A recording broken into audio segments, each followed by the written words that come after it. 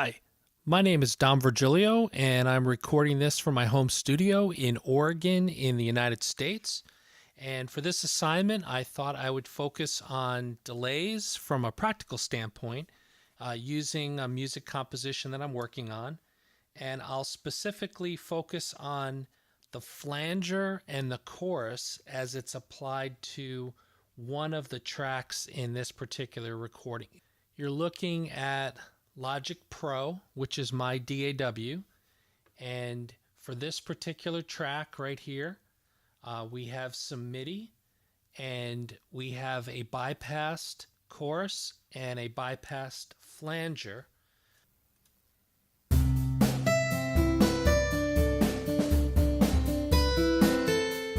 I'll mute the drum track.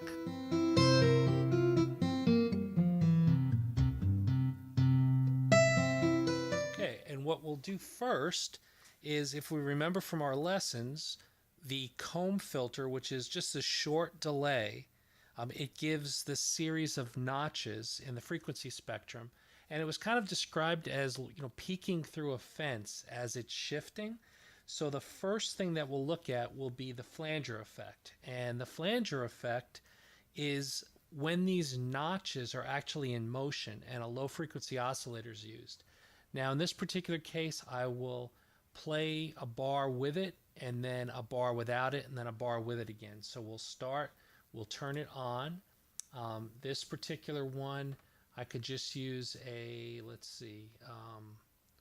we'll go with something intense so we can hear it really well. So here it is with it. And then with it off.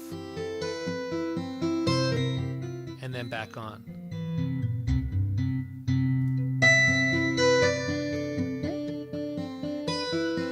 Now you can hear more of that swirl dynamic sound with this particular preset. What it does is it allows you to modify the feedback, the speed, as well as the mix level, and then there's this intensity. And what we had learned is that any modulated short delay, which is kind of like a change in the delay time, it adds motion to what would have been that static notch filter. So you can hear a very creative sound for this. We'll take that off. Now we're going to look at the chorus, and the chorus is kind of based on a choir. So a lot of people singing in a performance, but they're all slightly different pitches because they're human beings. It's not a perfect instrument. It's a lot of people. So the way a chorus works is it uses multiple detuned copies. So it just changes that pitch with a delay time. So what we'll do is we'll play it with it on.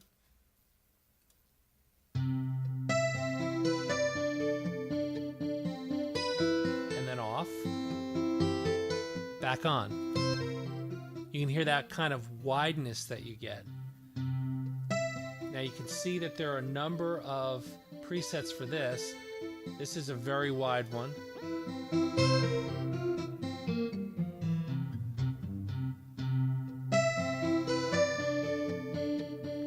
And the reason that you use things like this, these types of creative effects, is for something like a flanger or a chorus. For a flanger, you have motion, so you can use a notch filter and you can put that notch at a particular place in the frequency spectrum to change the tonality of that sweeping sound. So it can sound very rough or it can sound kind of mellow, harsh to mellow. For a chorus, you can do things where you're changing the number of detuned parts in that performance, and you can get something that's very wide. You can actually get things that sound almost atonal because there are too many different parts that are of varying pitch, and it doesn't sound correct. It would be like a chorus singing where a lot of the people were off on the major tones. So this is just a quick example with a guitar part and applying a chorus and a flanger. I hope that was useful. Thank you very much.